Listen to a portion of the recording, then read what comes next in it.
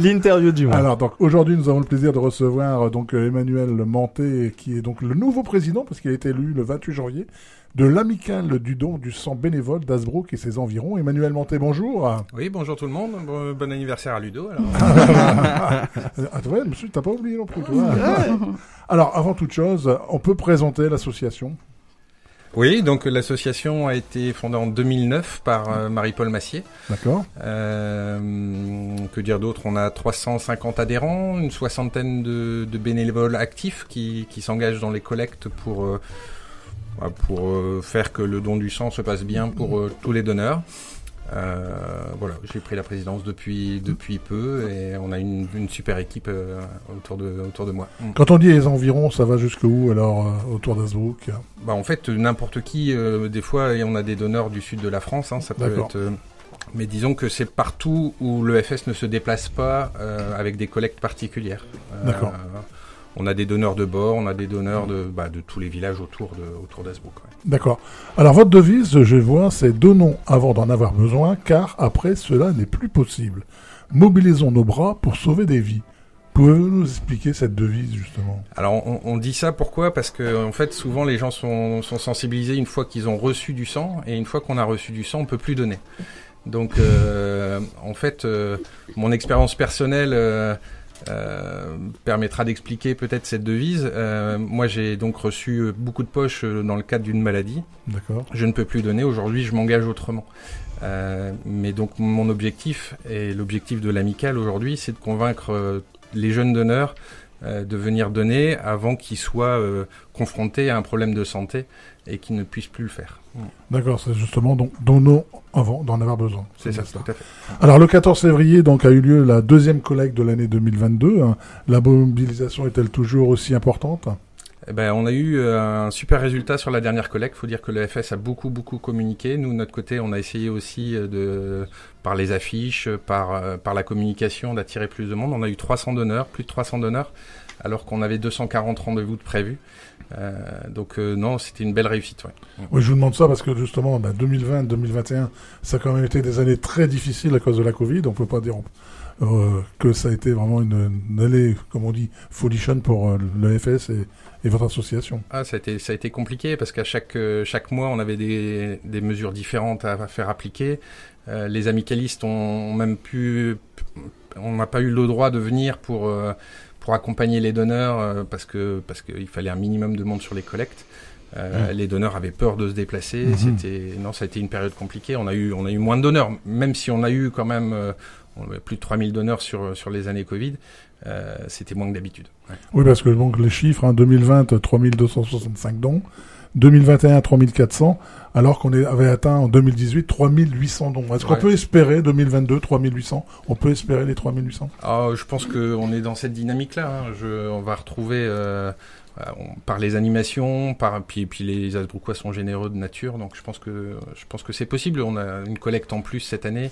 On peut espérer ça. Alors le cri d'alarme, on va en parler quand même de l'établissement français du sang, de l'EFS. Lancé dernière, signale qu'au niveau national, le niveau des réserves de sang est historiquement bas. Il est aujourd'hui en dessous du seuil de sécurité. Est-ce que c'est vraiment une alarme réelle? C'est une alarme réelle. C'est clair qu'on était en réunion à Dunkerque avec les responsables de l'EFS. Ils sont vraiment inquiets pour les stocks. Alors aujourd'hui, tous les malades arrivent à être soignés. Mais dès qu'on descend en dessous d'une limite, on prend des risques que quelqu'un ne puisse pas recevoir sa poche assez tôt. Et donc là, forcément, ils réagissent avant qu'on arrive dans ce cas-là. Mais c'est vrai que non, il y a une vraie inquiétude sur le nombre de donneurs. Parce que je vois un peu également, si je continue, on pourrait donc déprogrammer des opérations. Les décaler, ouais. Aujourd'hui, on n'est pas dans ce cas-là, mais ça pourrait arriver. C'est déjà arrivé, non? En tout cas, pas officiellement. Ils ne parlent pas de ces excuses-là pour ça, mais ça pourrait arriver et c'est pour ça qu'ils réagissent avant que les stocks soient vraiment critiques. Quoi. On était déjà aussi bas dans les stocks, non? C'est vraiment la première fois? Moi, c'est la première fois que je les entends réagir comme ça. En termes de communication dans la presse, tout ça, ils ont mis le paquet parce qu'ils appellent les donneurs 3 fois avant chaque collecte. Pour être sûr qu'ils viennent. Pour être sûr qu'ils viennent, ouais. D'accord, pour qu'ils prennent rendez-vous. Parce que donc ce cri d'alarme existe depuis déjà quelques mois quand même. Enfin, bon, on pouvait dire que c'était le Covid, mais maintenant encore, disons que le Covid a accentué ce manque de poche de sang. Ouais, ça n'a pas aidé. Ok. Alors, il faut rappeler quand même que par jour, on a besoin de 10 000 doses, c'est ça ? 10 000 poches de sang. 10 000 poches de sang. Donc, il faut justement que le stock ne s'épuise pas. L'an dernier, 3 millions de doses collectées, c'est ça ? Alors, j'ai pas les chiffres exacts, mais ça doit être ça. Si, je vous fais confiance si vous le dites. J'étais sur le site de l'EFS, donc c'est ce qu'ils disent. Non, mais la clé, c'est surtout de trouver des donneurs pour remplacer, parce que l'âge des donneurs est malheureusement assez vieillissant. Il faut trouver des nouveaux donneurs qui puissent prendre le relais pour qu'on ait plus de donneurs dans les collectes, quoi. Juste après la pause musicale, justement, on va parler des donneurs et justement les conditions pour donner. D'accord. Merci Jackie pour cette première partie d'interview. Restez bien avec nous sur le Hastime, le temps d'écouter Adele, Easy on Me. On reviendra donc avec la suite de cette interview. Vous êtes connectés dans cette émission 100% Hasbrouckoise. Je vous dis à tout de suite, restez bien avec nous. Merci de nous avoir choisis. La suite de l'interview, Jackie. Et ben voilà, on est toujours avec Émile Mantet. Emmanuel. Pourquoi pas Émile ? Oh là là. Oh, Jackie. C'est la vieillesse, ne vous inquiétez pas. Alors, Emmanuel, donc on va continuer à donner son sang, d'accord ? Et là, justement, je vais vous donner comment peut-on donner son sang et comment faire. Alors, on peut partir à partir de quel âge et jusqu'à quel âge ? Alors, on peut donner à partir de 18 ans oui. Et jusqu'à 70 ans révolus. 70 ans révolus, voilà. D'accord. Les hommes comme les femmes ont la possibilité. C'est les mêmes âges, je veux dire. Alors c'est le même âge pour les femmes. C'est la même chose. Ils ont juste pas le droit de donner le même nombre de fois par an. D'accord. Une femme peut donner 4 fois. Oui. Un homme peut donner 6 fois. D'accord.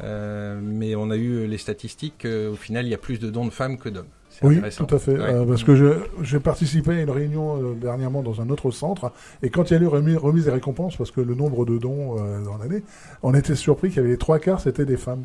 Par rapport aux hommes, il y avait moins d'hommes que de femmes. Alors 3/4, on n'en est pas là, mais il y a 55% de dons de femmes, alors qu'ils peuvent donner 30% d'hommes. Peut-être juste la grossesse, non ? Peut-être pas tout donner pendant la grossesse. Ils peuvent pas donner pendant la grossesse. Oui, donc déjà ça. Ouais. Alors je viens pour la première fois. Comment je fais ? Alors, il n'y a pas grand-chose après. Et alors déjà bien manger avant. D'accord. Et venir avec sa carte d'identité.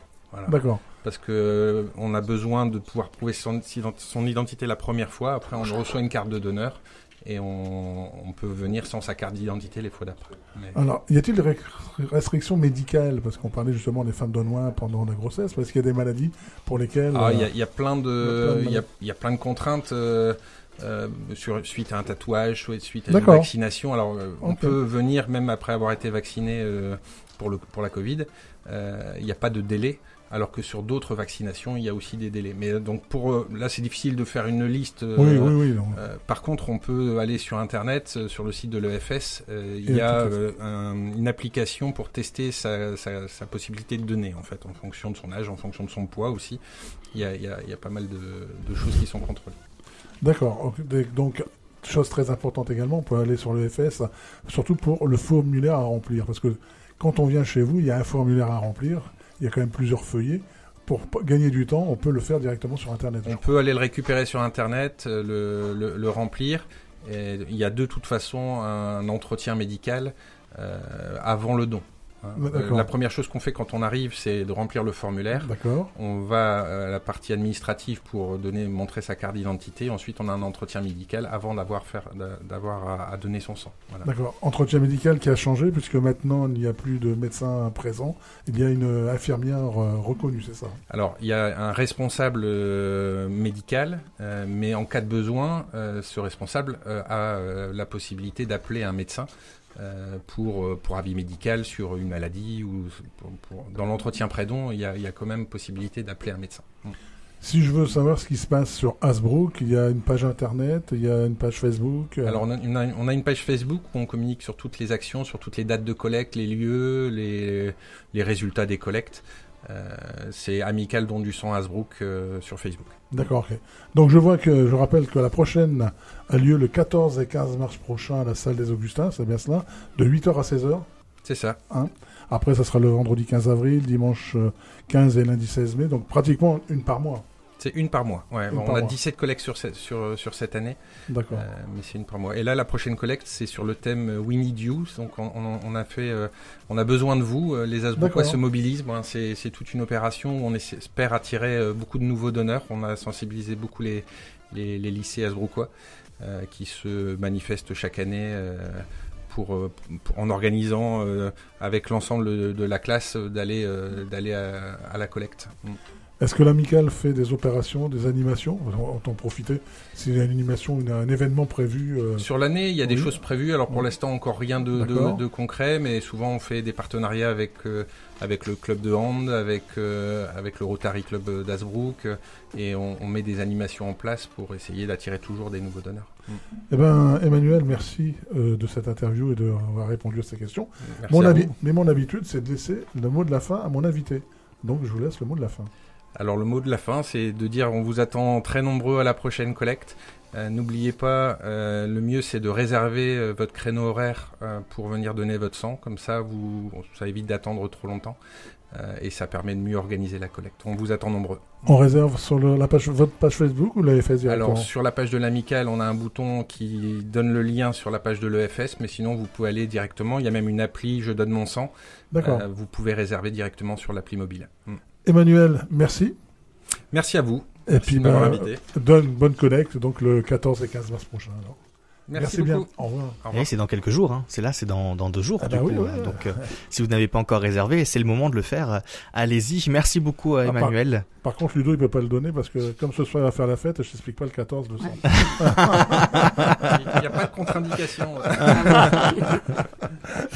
Allez, restez bien avec nous dans le Hashtime. On revient dans quelques instants juste après Gaël. On aura les astuces de Florence. Vous êtes connectés avec nous sur le www.restation.fr. À tout de suite.